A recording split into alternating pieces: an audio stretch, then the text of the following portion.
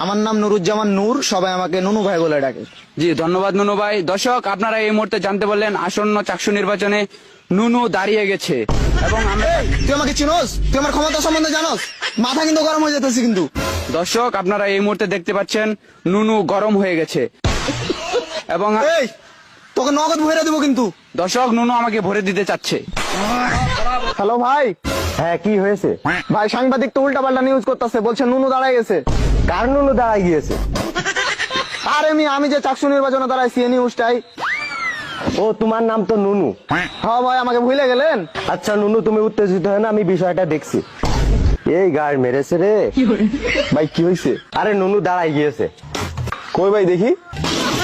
আরে সুধীরপুত, আমার নুনু না। ও ভাই রে ভাই।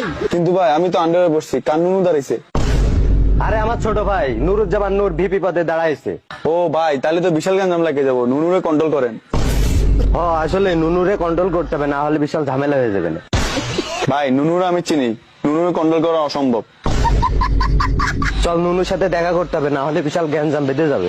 ভিপি পদে যে নুনু ভাই দাঁড়িয়েছে, আপনারা কি নুনু ভাইকে ভোট দিবেন? জি না, নুনু ভাইকে ভোট দিব না। নুনু ভাই ক্যাম্পাসের নারী শিক্ষার্থীদের সন্তুষ্ট করতে পারেনি নুনু।